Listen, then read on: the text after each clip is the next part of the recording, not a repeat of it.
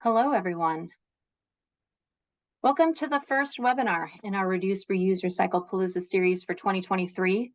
I hope you guys know this is our fourth time doing this. We love doing it because it gives us a chance to actually, virtually meet with our followers and talk to people and let them know what's important to us, find out what's important to you.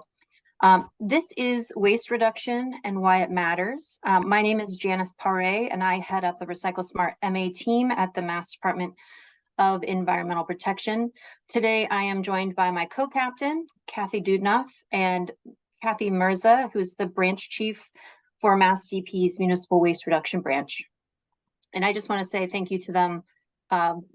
They're just great team workers, or co-workers and partners in our work together. So thank you guys. A little bit about Zoom before we get started. On the bottom of your screen, you'll see a black strip like this one here. We're asking that you stay muted and keep your camera off for the webinar to help us run smoothly. To send us your questions, you can click on the chat button and a little box should open up and you can type in your questions there, hit enter to send it. As a reminder, I just mentioned this webinar is being recorded. The recording will be posted on Mass DP's YouTube channel, and we will send a link out to everyone who registered when that happens. We'll also post about it on our social media channel. So one way or another, you should find out when they get posted. So I think we can get started. I'd like to know who we have on the call with us today. So Kat's going to launch our poll, and please take a second and let us know where you are from. Still seeing some people answering, so we'll give a couple seconds. So it looks like a lot of people are from the Boston metro area. Let's see what else we got. Out of state. No one from Sweden. I'm so sad. We do have a lot of subscribers to our newsletter from Sweden, believe it or not. So I think we can close that up, but it's good to know we got North Shore, South Shore represented, the Cape, Western Mass, and Boston metro areas. That's fantastic. So welcome.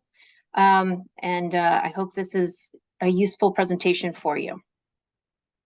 So as we go through this webinar, we're going to be talking about waste, but our waste begins as stuff. So I'd like it if everyone took a minute to reflect on something you recently purchased. It could be something that you use every day or something that it's very special that you don't use every day. But I want you to think about that thing and consider where you bought it. Was it from a local shop, a big box store, online? Where was it made? What's it made of? What kind of packaging did it come in? Can you reuse it many times? Is it repairable? And then lastly, what will you do with it when you're done using it? Why are all these questions important? Because the answers to the questions are tied to the carbon footprint of the products we purchase, from the point of extraction of raw materials to manufacturing, to transportation, to shops and homes, and then of course, at the end of the life of your product. So with that, let's get started. So when we talk about trash, how much are we talking? In 2021, the last year for which I have an updated map, the average household threw away about 1,500 pounds of trash. But some communities throw more trash away than others. So this heat map indicates which communities have higher and lower trash levels based on a solid waste survey we conduct annually. So essentially, if a community wants to apply for a Mass DEP grant, we require that they fill out this annual solid waste survey for 2 years in order to be eligible for the grant. So that's how we incentivize people giving us this data.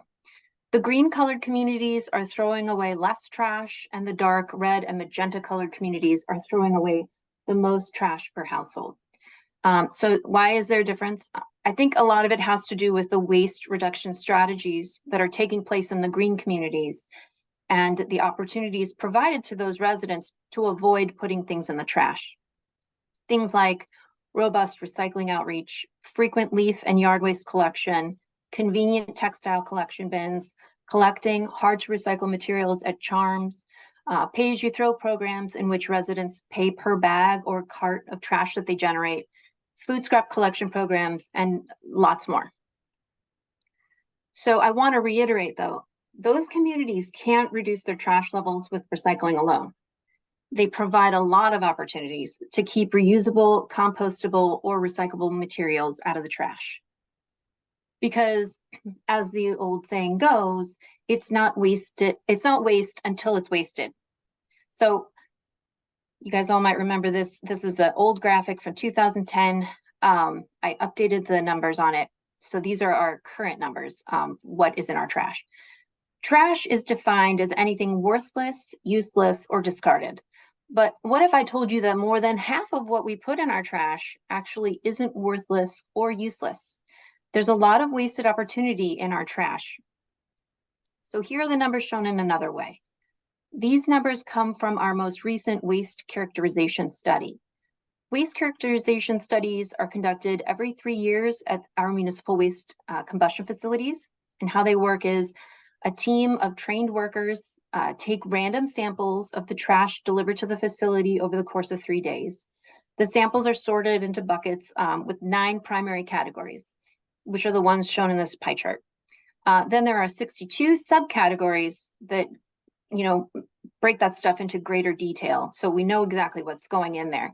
And knowing what's in our trash is really important because we use this data to inform our outreach, our grant programs, our policy recommendations, and our solid waste regulations.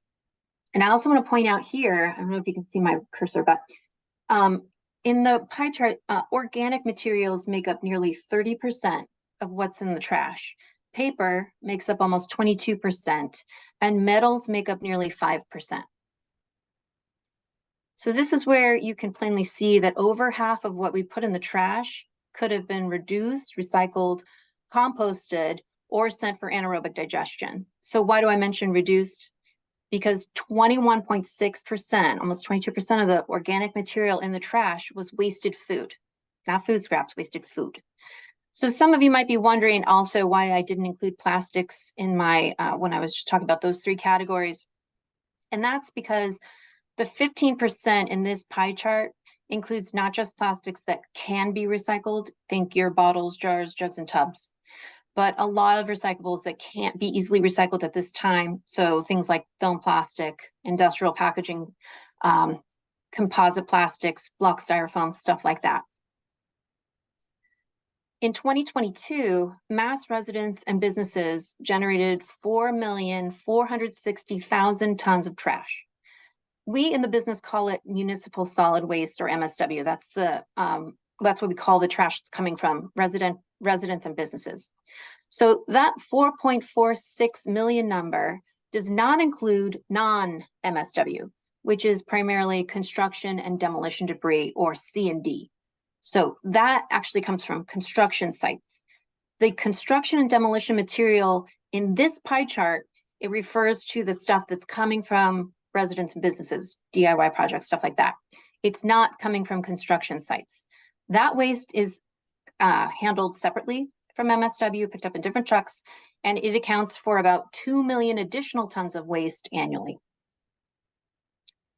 Okay, so more audience participation. Can we please launch poll number 2? Thank you. So I want to know if you guys know where our trash goes. I think a lot of people have no idea where their trash goes, and they just think it goes away. So I want to see if you all know. Okay, so we're sharing the results. It looks like most of you know that it's all of the above. And if you selected all of the above, you are correct. The answer is all of the above. Congratulations, followers. You know what's going on. You read our stuff. I love that. It warms my heart. So there are 5 municipal waste combustion facilities in Massachusetts. They're also known as incinerators or waste to energy plants. And these facilities burn trash at a very high temperature. The combustion process shrinks the waste 90% by volume and 75% by weight. So it's like a smaller amount, but we still need to bury that. We still need to put the ash, that's the byproduct of what we send to combustion facilities, in a landfill. So we have landfills that accept ash, and we have landfills that just accept MSW and other things. The process of combustion also converts water to steam, which then passes through turbine generators to produce renewable energy, which then offsets carbon emissions from fossil fuels, because instead of using fossil fuels to fuel to give energy to homes around those combustion facilities, we're actually using the electricity generated by the burning of that trash. It also helps reduce methane generation from landfills, because we're not putting food waste in landfills, which is what is generating methane there. But here's the rub. Our remaining landfills are nearing capacity and could close within the next 10 years, depending on how quickly they fill up. The more waste we can divert from the landfills, the longer they can remain open. Our currently operating landfills are located in Bourne, Dartmouth, Middleborough, Nantucket, and Westminster. The 5 waste combustors are all operating at full capacity right now. They are in, let's see, Haverhill, Saugus, Seamass, North Andover. Seamass is in the South Shore area, North Andover, and then Millbury. So the other issue is that there's no new in-state disposal capacity in the pipeline, and that's because there's a moratorium on building new waste combustors in the state, and there are no communities raising their hands right now. Currently, there's no one saying, hey, please put a landfill in my community. Land is scarce and expensive, so it's difficult to find a spot to put a landfill. So you can see our lack of in-state disposal capacity is a great reason to reduce our waste. Another thing is that I didn't mention is that, you know, as we're filling up all this capacity here, we're sending our stuff out of state via trucks and rail. And that makes it more expensive actually to dispose of the trash, because we have to, you know, paying for transportation. And what are all the emissions coming from that? So it's just a lot to think about. So next slide. You thought you guys got away with the polls, but there's more. Can you please launch poll number 3? Yes, thank you. So this question is, did you know that Mass DEP updates its solid waste master plan every 10 years? Oh, this is great participation. Thanks, everyone. I love it. Okay, we're sharing. So about half of you knew yes, about half of you didn't know, and some of you also didn't know that you don't even know what a master plan is, and that's okay. That's what we're here for. So yes, we have a plan. Our solid waste master plan is a comprehensive statewide plan for reducing and managing solid waste. And the fun fact is, having a plan is actually required by Massachusetts General Laws, Chapter 16, Section 21. So that's great. Like, we're actually required to update this every 10 years. A lot of news comes out of California and Oregon related to their waste and recycling programs, but I just want you to know that Massachusetts has been a leader in waste reduction, and a lot of that is because of the goals we set for ourselves via the solid waste master plan.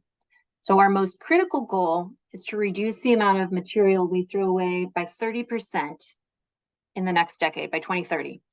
So that's a decrease of 30% from a 2018 baseline. Massachusetts residents and businesses, so the MSW, they threw away nearly 5.7 million tons of trash in 2018. So in 2022 was 4.46 million. So we have made some progress, but we have a lot of work to do. If we're going to meet these are really ambitious goals, and we have a lot of work to do. So I'm going to take a little bit of time to talk about some strategies for meeting our goals later in the presentation.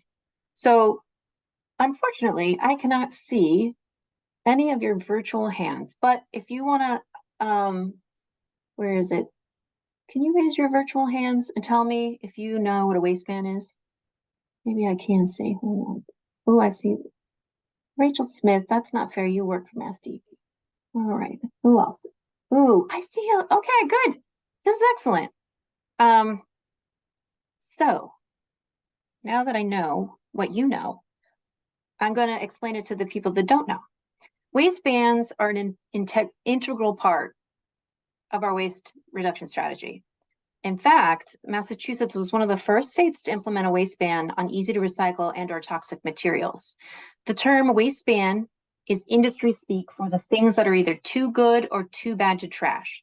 So in a nutshell, the waste bans were created to, one, promote reuse, waste reduction, and recycling by keeping good stuff out of the trash. Two, protect human health and the environment by keeping toxic stuff out of the trash. And three, prolong the life of our landfills and incinerators while mitigating their environmental impacts. And then four, support local recycling and composting businesses by ensuring a reliable supply of materials. This is important because if you want to have a circular economy, you need to provide the feedstock to, produce more stuff. And then you need to buy that stuff to create demand for the feedstock. So it's all a loop. So now that you know what a waste ban is, and I know that many of you already knew, I just want to know if you know what's actually banned from disposal here in Massachusetts. So we have one last poll, and you can select all that you are aware of. Well, a lot of you know about mercury. That's great. CRTs. Good. Okay. So we're sharing the results. Great. So it looks like you guys have a firm handle on what most of the things are that we don't want to see in the trash. So here's a list of the ones that impact us. So I just want to go back and just say, we were one of the first ones to have a waste ban. Our first waste ban went into effect 33 years ago, and it prohibited lead acid batteries from landfill and incineration. It seems like a no-brainer to keep that stuff out of the trash. Since then, Massachusetts has added 14 more to the list. The ones you're most likely to see at home are the CRTs, which you knew, glass and metal containers, which I don't think we listed, but it looks like bottles and cans you guys weren't positive about, but yeah, they are.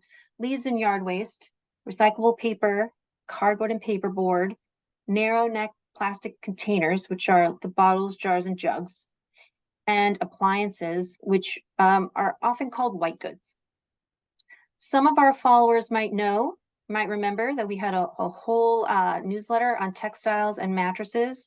They were added to the waste ban list almost exactly a year ago, last November 1st, 2022. And I just want to say, whenever I talk about textiles, I want to remind people that they never go in the recycling. The waste ban keeps them out of the trash, but they were never meant to go in the recycling. So they need to go to donation centers. Now I'm going to nerd out a little bit. I want to let you guys know this is a really great thing in Massachusetts, and a lot of states are taking our lead on this. So one of the bans that's not listed here is our commercial food waste ban. And I want to bring it up because it relates to that waste characterization study data I showed you before. I mentioned that knowing what's in our waste helps direct our policies and regulations. And the commercial food waste ban is a really great example of that. So the ban was updated last year, 2022, but initially went into effect in 2014. So the current ban basically reads, any business generating more than half a ton of food waste per week must find a better way to handle the food in order to keep it out of the trash. It could be by donating food to food rescue organizations, sending it to animal feed operations, or they can compost it or send it to anaerobic digestion operations. The really cool thing is that we conducted a study in 2016 to find what's the impact of this waste ban. And we found that Massachusetts commercial food waste ban and supporting strategies helped to support 900 jobs, added $77 million to the gross state product, and generated $175 million in annual economic activity, which is amazing. The commercial food waste ban has been a boon for food rescue programs, supporting our food insecure population across the state, because food that used to be tossed when it neared its best buy date, which is not the same as an expiration date. So the food is safe. It would have been tossed. They're giving it to these food rescue organizations. So now it's being eaten. And I used to work at a small grocery shop in Los Angeles. And I remember, it was every night they would go through and they would look at the dates. And if the meat was going to be best by tomorrow, they would put it in the dumpster. And I remember thinking that is the sickest, worst, biggest waste of food I had ever seen. And Massachusetts recognized that problem too. And we are heading it off with this food waste ban. And I'm really proud of us for doing that. So moving on. So far today, I've talked a lot about what happens to our stuff downstream. So that's after we throw it away. Thinking about recycling, landfills, and combustion facilities, though, is only one piece of our consumption pie. The greater environmental impacts actually occur upstream. And when we talk about upstream, we mean everything that went into the production of a product, manufacturing. So before it gets to the consumers. So that's the things like the extraction of natural resources via mining, drilling, fracking, and deforestation, impacts to environmental justice communities, habitat destruction and endangering species. I once met a scientist who all he did was study this one little organism that was being endangered by mining in like Ohio. So it's incredible. Air emissions from manufacturing and transportation, water emissions during extraction and manufacturing, energy use in manufacturing, and the water used in manufacturing. So downstream is everything that happens to a product after you dispose of it. Upstream is all that other stuff. And now I'm going to pass the reins over to Kathy Mirza, who's going to lead us through the next couple of slides. Thank you, Janice. And I appreciate leading up to this. And I just wanted to offer just a little sidebar to connect what we do with the materials that we buy and the products and packaging and how that connects with climate change. And it gets to the upstream comments that Janice just made a few moments ago. I'm sure many of you can relate to this, but nearly every day in the news, we hear a story in the media about the newest climate-related crisis or event. It can be a hurricane, a flood, a fire, a drought, and sometimes there are dire consequences for people and wildlife. So with that in mind, I wanted to just share this slide with you, and thank you, Janice, for putting it together. And it's from a 2021 report from the Ellen MacArthur Foundation, which some of you may be familiar with. They have this report called Completing the Picture and How the Circular Economy Tackles Climate Change. And the emissions associated with the production of products, food, and managing our land are characterized as the overlooked emissions. So simply put, this pie chart is here to show us how the production, the consumption, and the disposal of the food and the consumer products that we buy generate about 45% of all greenhouse gas emissions globally. And we know that's a primary driver of climate change. So I think it's really important that we connect our individual choices with the larger impact it really has when you think about it on scale. So as Janice mentioned, if you think of all the energy and resources it takes to mine, and then we use these products and then we're throwing it away, things that are particularly wasteful would be things like, single-use packaging and cups. So it really is imperative that we work together to reduce waste. On this next slide, this is from a National Geographic issue from 2020, and just wanted to show you, it really kind of illustrates also the upstream impacts of all the resources that we're extracting from the planet to make all the stuff that we use, right? So the first bar shows this extraordinary amount, the billions of tons of materials in one particular year that are extracted to make products and packaging. Okay, and then if you look at this, you can see that most of that, unfortunately, gets wasted. That's the second bar. But we also know that when we purchase durable items and that when we reuse as much as possible, that those decisions can actually make a very big difference over time and on scale when you can think about this across the entire planet. So if you imagine for a moment going to a coffee shop and getting a beverage and it's in a single-use disposable cup versus bringing your own reusable cup. The wastefulness from that single-use food container really does have a huge impact when we add up all of those that are being used each and every day. So with that in mind, I just wanted to kind of underscore reuse and ask all of you to kind of work with us and think about using less. Think about reusing as much as possible in our purchasing decisions, that even those small decisions make a very big difference.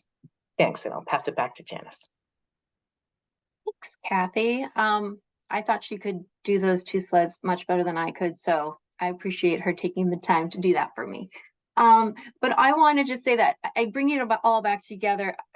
I think she said it perfectly. It all leads us to this kind of reframing the waste hierarchy approach that we have been thinking about a lot, and how we can sort of just like be conscientious about the choices that we're making when we buy stuff. And believe me, we understand that not everybody's going to be perfect all the time. I just went to a birthday party with my kid, and I got a little bag full of plastic goodies, and I couldn't say no. She's 8. Like, I'm not going to say no, but now I have all this like plastic stuff that I'm going to have to throw away. And no, I don't want to, but my house is also not a landfill. So I just want you guys to know that, like, nobody's perfect.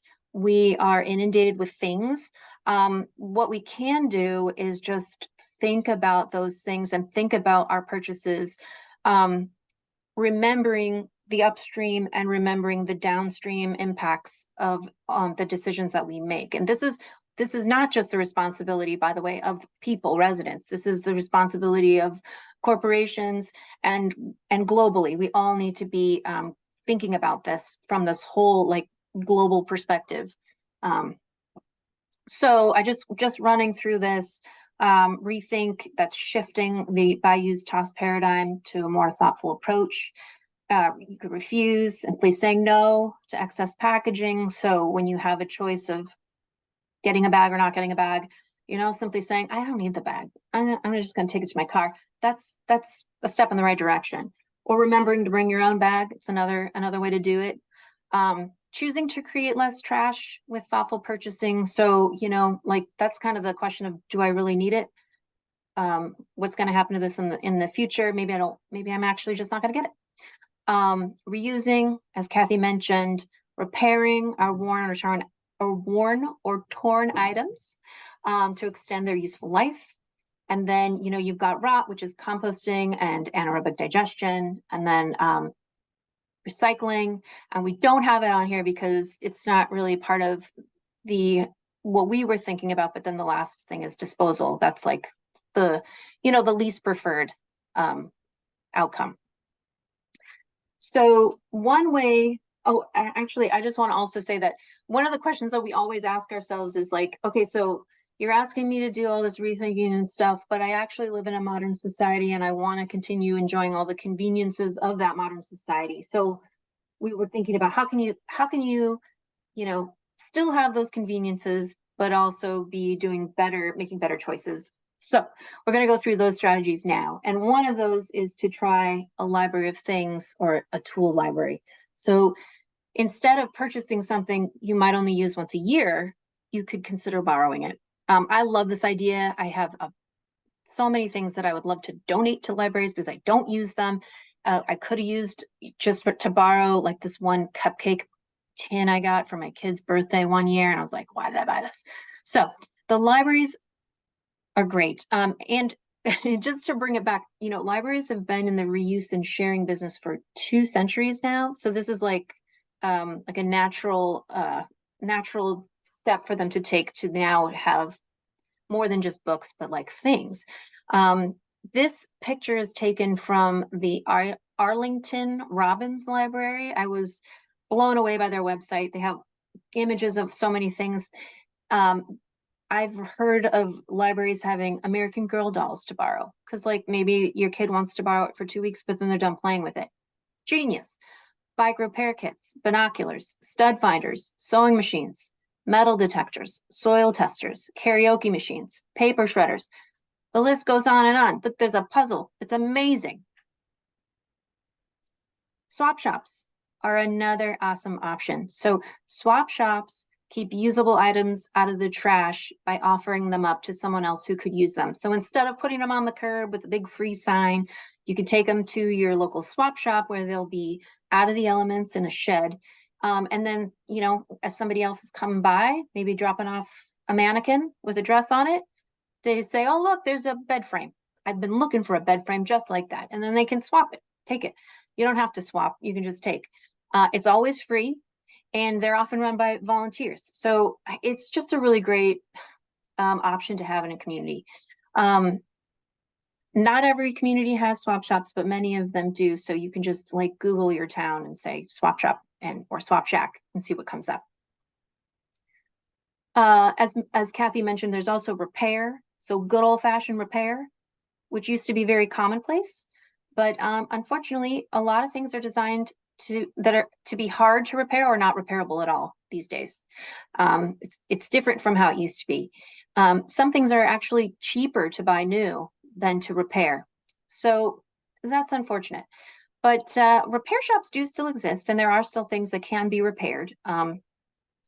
And what I love about repair is, it helps you keep your beloved item out of the trash for longer. I had a Samsonite, like giant piece of luggage, and it was, I don't know, it's like 25 years old now, but I swear they don't make them. They don't make those big suitcases like they used to. And I sent it to the Samsonite repair shop twice before I had to finally say goodbye because it got ripped to shreds.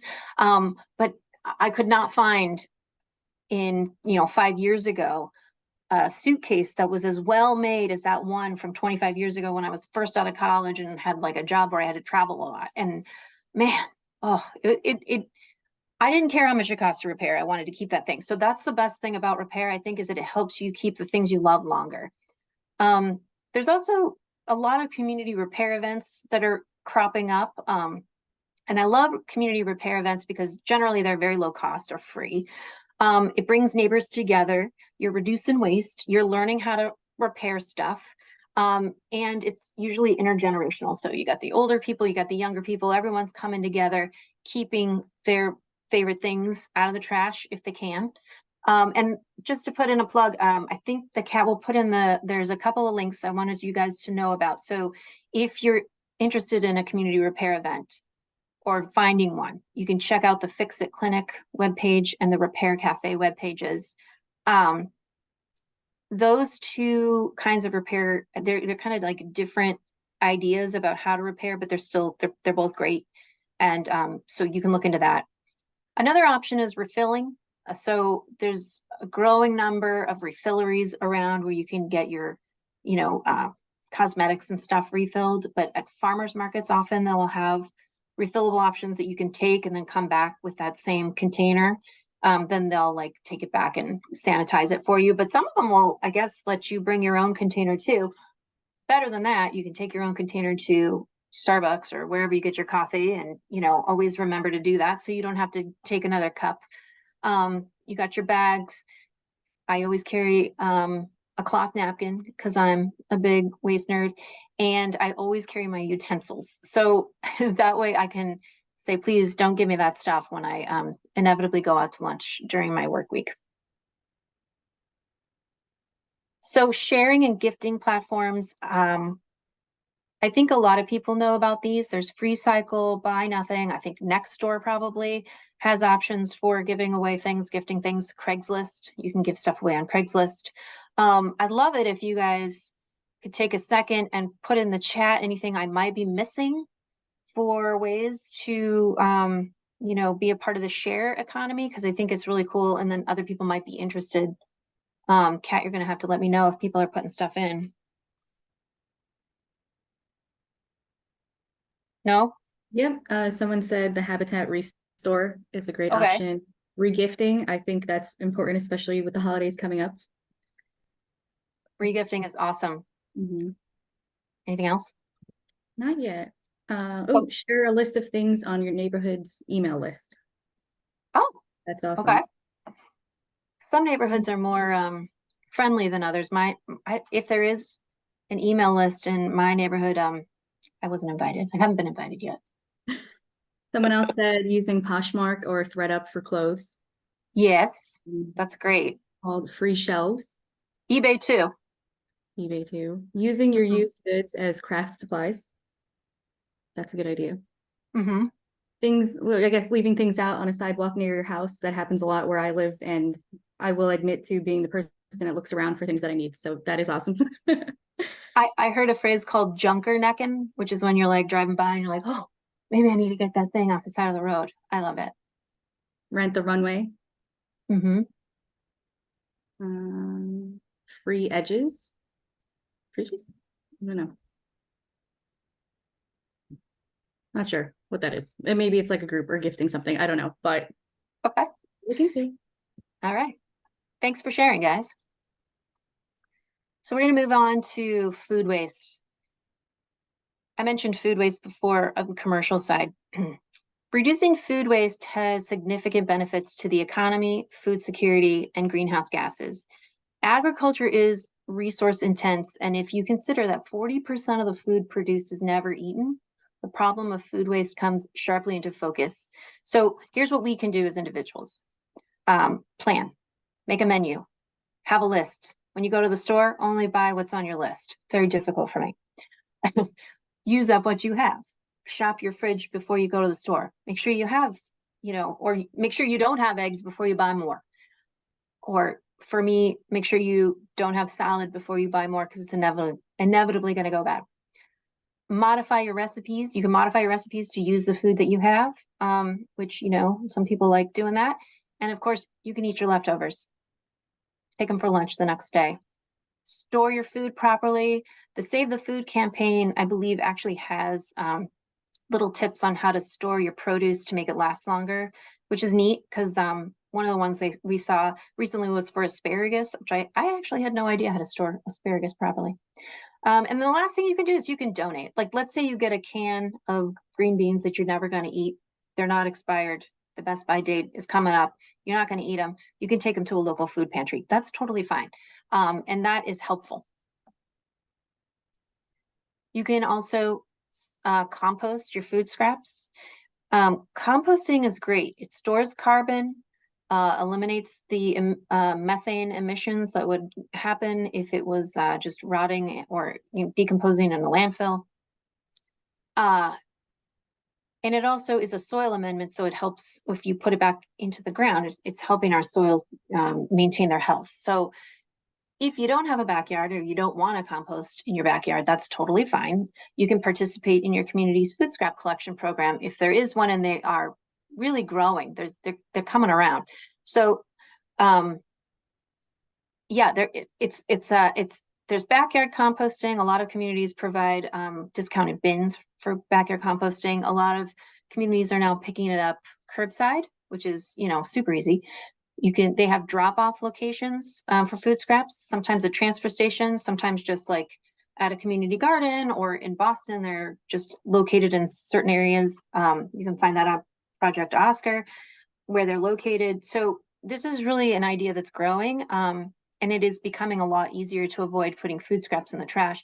And one other thing about putting your food scraps in, like composting them and not putting them in the trash, another benefit is that it reduces rodents. That's a win-win. Getting food scraps out of the trash is like the multi-win. Okay, so clothing and textiles, back to our waste characterization study. So we know that we in Massachusetts throw away 5%. 5% of our trash is textiles. So that's a lot. It's a lot of good material going to waste, which is why they are now banned from disposal. So, and I'll say it again, remember, textiles do not go in the recycling. You got to take them to the donation bins. According to the Secondary Market and Recycling Textiles Group, which is called SMART, there's like basically 5 outcomes for the things that we donate. 45% of the textiles can be reused or resold as apparel. Great. 30% will be cut into wiping rags or polishing cloths that are used in commercial and industrial settings. 20% are reprocessed into their basic fiber content to create furniture stuffing, upholstery, home insulation, automobile soundproofing, carpet padding, building materials, lots of stuff. And then 5% are the things that are just unusable. And they are usually the things that have been mildewed, like because they came in wet. Maybe they're really stinky. Maybe they're covered in some kind of a solvent, or like covered in paint or something like that. There's really nothing we can do with those ones. So those ones would be disposed. But what I want to say is textile recovery is big business. And the vast majority of textiles can be recycled. So I think almost every single municipality in the state now has a donation collection bin, if not in your community, maybe in the next community over, but they're really all over the place. regardless of what you think of that piece of clothing, if that sock has a hole in it, put it in there. They'll find a way to use that material. It's too good to go in the trash. So please, and don't put it in the recycling, please go ahead and find those donation facilities or bins. Changing directions here, a different approach to waste reduction are plastic bans. So this is similar to our waste bans, but this is like municipality by municipality. Several communities across Massachusetts have banned single-use plastic bags and expanded polystyrene in order to see less of those things in the trash and recycling. So if you're interested in learning more about that, you should go to massgreen.org. Extended producer responsibility, also known as product stewardship, is a waste reduction strategy that shifts the financial burden of waste management away from local governments and residents and puts it on the product producers. So, for example, the bottle bill, that is a producer responsibility bill here in Massachusetts. It's been around for a long time. We pay the 5 cents on our carbonated beverages, take them to the reclaimer, and you get your 5 cents back, and the bottles get recycled directly into new bottles. That's an EPR program that exists already. Connecticut currently has 4 EPR programs. They cover paint, electronic devices, mattresses, and mercury thermostats. There is a new program for gas cylinders, the little ones you use when you go camping, and tires, and those ones are set to begin shortly. Maine has an EPR law for product packaging, so that's pretty great. While some may argue that EPR focuses heavily on our downstream solutions, to me, the promise is that for EPR is that it creates opportunities to realize the circular economy that we've been talking about, which, in theory, would lower our greenhouse gas emissions. EPR programs create more access points, and they lower the cost burden for finding outlets for hard to recycle materials. So by making it easy to recover those materials, we're going to be able to divert more toxic or dangerous or, completely recyclable materials from the trash. And that will help us meet our solid waste master plan goals, which are, reduce the trash, reduce toxic things in the trash. Lastly, I just want to say, we think, Mass DEP thinks we can do this, but we need to shift from that mostly linear economy to a circular economy in the US and around the world. Like I said, it's not a personal choice every time. Like we have personal choices, but this is like something that corporations, everybody needs to be on board to do this. A circular economy is focused on eliminating waste and eliminating the continual depletion of resources. And the circular economy is a restorative model that employs reuse, sharing, repair, refurbishment, remanufacturing, recycling to create a closed loop system, minimizing the use of resource inputs and the creation of waste, pollution, and carbon emissions. So with that, I want to thank you for listening and put a quick plug in for the remainder of our week. We've got Ask Me Anything tomorrow and Reuse and Repair. Extend your wallet's power while reducing your environmental impact on Thursday. Same bat time, different bat channels. You need to register for those separately. But with that, I will open it up for questions or discussion.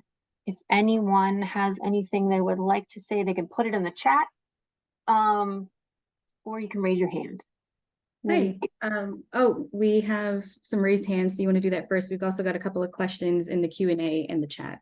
So I see Phil Goddard has his hand up. Do you want to let him go first? Let's go, Phil. Yeah. Phil, feel free to unmute. Can you hear me? Yeah. Hello? I can hear you. Okay. I'm calling in a phone. Okay. Just wanted to let you know that someone had a question about fabrics. There is a company that was featured recently called CERT. Okay. Can you hear me now? Better? Yes. Okay. So there's a company that separates the polyester from the cotton. So that technology is being developed. But my main comment is that we need EPR, and everybody needs to know that EP is limited in their advocacy. So from the municipal level, you need to advocate for EPR very strongly. Mass ESD has information on their website. Unfortunately, we missed the end of that. But Phil, if you could put your comment in the chat, I don't know if you can, if you're on the phone, but if you could put your comment in the chat, I think that would be helpful. I could read it out for you. But because you're so difficult, it's very difficult to hear you. I'm going to move on to Allison. I apologize, Phil. Hello, can you hear me? Yes. Hi, so I'm Alison Anholt-White. I'm the Chair of Sustainability in Manchester by the Sea, Massachusetts. We have a situation where none of our local restaurants compost at all the food waste. We have, as you know, Black Earth in our town is not free for them, but they can provide a very good deal for the restaurants. But I think they're probably all under the half-ton requirement.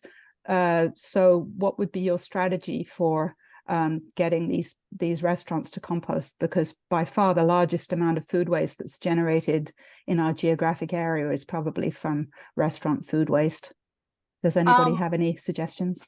I do. So I'm glad that you're from the sustainability group. I would reach out to Recycling Works in Mass. They provide technical assistance to businesses, and they do work with businesses to promote composting or sending to anaerobic digestion. And if they don't meet the threshold, then we don't enforce against them. But it doesn't mean that they wouldn't be eligible for technical assistance from Recycling Works. So if you want to email me later, we can talk about it for sure. I have one other quick point to make. You talk about extended producer responsibility. In my view, oil companies like ExxonMobil are one of the most enormous generators of plastic. And the less gasoline and diesel that we're using, the more plastic is being produced because they're going to keep their corporate profits up. So until that gets tackled globally in some way, I don't think we have a prayer of using less plastic. And plastic is the hugest problem in the environment today. That's just my opinion. I appreciate that opinion. Thank you. Adriana, sorry. So I was wondering about municipal compost, because I know Cambridge offers city-sponsored compost at the curbside, but I don't know of any other towns that do that. And I'm wondering if that's something that's on your radar or something that you're planning for. Yeah. Where are you from?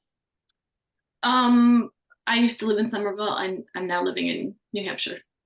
Okay. So yeah, there are actually, there are a couple of Boston has curbside composting now, Watertown, Hamilton. So it's growing, it's happening, but more common right now are the food scrap drop-off locations, which are still great if you're interested in, using them. Mm-hmm. And then, yes, and I saw Allison put in Black Earth compost. There's also a lot of private subscription vendors who will take compost from the curb, and that's statewide. You can find them everywhere. Mm-hmm. Yeah. Okay. Thank you. No problem. Is there anybody else? I don't know what time it is. 12:52. So we have some time. I just saw Phil put in something in the chat. Go ahead, Beth.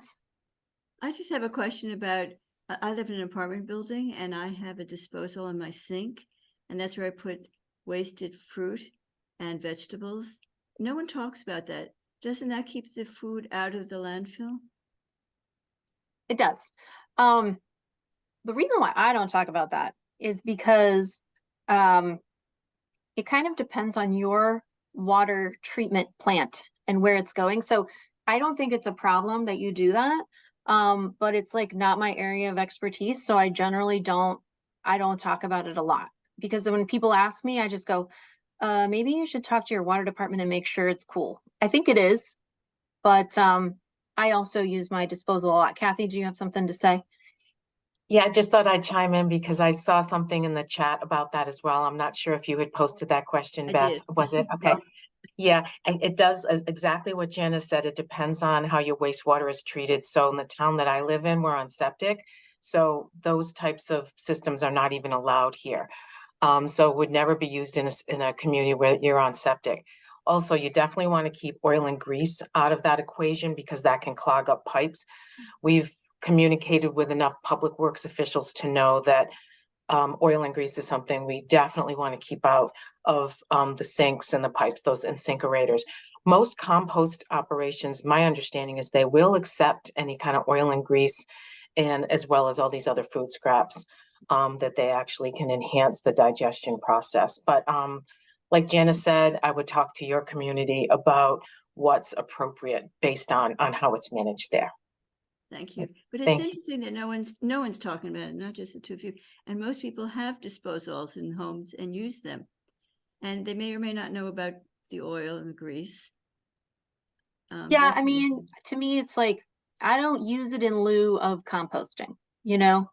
Even if I were a vegetarian, I would not solely use that to put my food scraps in because, you know, I go through a lot of peelings, you know, and stuff like that. So I use my compost. I have actually broken an incinerator trying to put down a whole bunch of artichoke leaves. It was a terrible moment in my life. So I don't necessarily know how people do it, but I wouldn't do it. A little bit is okay, but I wouldn't do it just like as another alternative to composting. And what do you think about the people in apartment buildings, which is a lot of people, the composting, those little instruments that you can compost in your kitchen, and then you get rid of it somehow after a few weeks? Like the yeah, I know what you're talking about. I can't think of the name of the brand right now. Those are cool. I have no problem with those. Those are neat. I will say that they do not produce finished compost. So you don't want to put that directly like on your plants because it could like burn them with all the nitrogen and stuff. You got to like, I guess, mix it in with soil and let it sort of finish. But yeah, I mean, they're neat. They're expensive. Oh, okay. Thank you. Janice, there's a couple of questions in the Q&A. I don't know if you can see it or if you want me to read it out. I can't see it. Would you mind? So the first one, I think, is going back to the solid waste master plan. It says the 30% and 90% waste reduction goals. Can you clarify what is meant by waste? Is this inclusive of trash and recycling and compost, or just trash? It is just trash, I think. That's a good question, though. Kathy, do you know? Yes, just trash. You're correct. Yeah. Okay. Did I hear you say that there's a ban on building any more waste incineration facilities in Massachusetts right now? There is a moratorium, and it has not been lifted. Okay. Is there a list of library of things locations? I don't think so. I think we used to have one, and it has not been updated. In the State Library Association has a listing that includes some of them, but on our website, that's on our to-do list to really update that, because each year we see more and more coming online. And so we are gathering that information so that we can make that available statewide, but definitely check your city and town for specific info. The next one is about textiles. What to do with stained or moldy textiles? Should they be trashed? What if they contaminate good clothes? So it depends on the stain. I mean, if they're just like stained with some spaghetti sauce, you know, and you washed it, totally fine. Put it in. If it's like fully stained, you used it to like, you know, clean your bike chain and it's just full of oil, I would say you should put that in the trash. Mildew, that kind of stuff, definitely you want to put it in the trash. I hope, does that answer that, Kat? Yeah, definitely. I'm just scrolling through the chat. There's a lot of questions. So Kathy, if you see one that I missed, please feel free to ask it too. Here's one. I recently moved and my landlord does not provide a recycling dumpster for tenant use. There's a lot of waistband items going in the trash. Does the state have any plans on implementing mandatory recycling across the board? So the state has the mandate, which is the waistband, but we don't have a mandate on recycling. That comes from a municipality.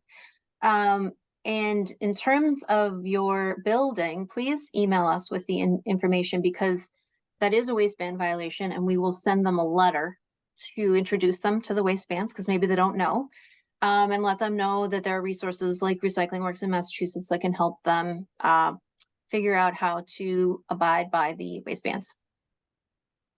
Which is a very short answer, but we can get into it more if you send us the information via email. Where can I find a clothing donation center? Do you want to hit on that? Okay, so you can Google it, or you can go to our Beyond the Bin tool, which is on Recycle Smart MA. Kath can put in the link. She runs that program. So when you go to Beyond the Bin, I think a lot of people struggle with finding something close to them. And the trick is you have to sort by distance. Most municipalities do have these donation centers or bins. So put in your zip code, sort by distance, you'll find something close to you. The other thing I always say is check, like a lot of houses of worship will have them in the parking lot. A lot of schools have them in the parking lot. They're at the MBTA stations. So these bins are everywhere. And a lot of them don't publicize where they are for reasons I'm not going to get into, but it's true. So we try to get them to put their information up. Once you see one, you can't stop seeing them. They're everywhere. I think Adriana had her hand up again. I don't know if she had to leave, but I want to give her a chance to talk if she still had a question. She did put a comment in that she had to leave. Oh, I'm sorry. I can't find any other questions right now. Kathy, are you seeing anything that we missed? The only thing I see was a question about whether pillows can be recycled. And my understanding is that it's okay to put pillows in the textile recovery bins. Does that align with your understanding, Janice? I mean, we're getting updates as well from the industry folks to make sure, but last I have here, it's okay. It depends on the company that's taking them. So if you want to be sure that it's okay, you can check Beyond the Bin and we'll send you to a link to the let's say Bay State Textiles, for example, because I know they take them. So go to that thing and they'll give you a list of the things that they take. But there are other ones that don't want them. And so, I mean, I think it's okay to put them in. Don't take them like bed pillows. I wouldn't take them to, say, a Savers or a Goodwill necessarily, because they might just throw them away, or they might just put them in with the textiles in there, end up going to make rags or whatever, or upholstery anyway. So my suggestion would be, like, find a bin, put them in. I wonder about animal shelters as well as an opportunity for sometimes those really scrappy blankets and pillows, perhaps. Am I here? Do you hear me? We can hear you. Oh, okay. Sorry, I thought I was not there. Looks like Marissa's saying couch cushions are not accepted through Bay State. So yeah, I mean, if you really want to be sure, you should check the individual websites. It looks like animal shelters will take them. Again, you want to reach out before you just take them over. Don't waste your time. Another So question. we're over time. I don't know if there any more pressing questions. I feel like maybe people are getting back to work. There's one more, I think, maybe. Well, I'd want to hear your answer, I think, but Okay. What do you think of the right to repair movement? Do you think it'll make a difference? Oh, definitely. I definitely think the right to repair movement will make a difference. I think it is making a difference. It's opening up, locked boxes so that more people can repair things, and I think it will overall make it more competitive and reduce the price for repairing those things. So you don't have to necessarily go back to the manufacturer to get that thing fixed. So I think right to repair is really important. I would look into it to see if you want to support it yourselves, but yes, it's a good movement. Thank you. Lots of nice comments, people who used the Recyclopedia, people who said you did a great presentation. So it's really nice to see that. Glad they're using the Recyclopedia. That's great. All right. Well, I just want to say thanks to everyone who's still sticking with us, and I'm going to stop the presentation, but if you have any questions, you can always reach us through social media. Thank you so much for joining us today. And yes, this is, as you know, recorded, and we will be posting it on YouTube. Bye.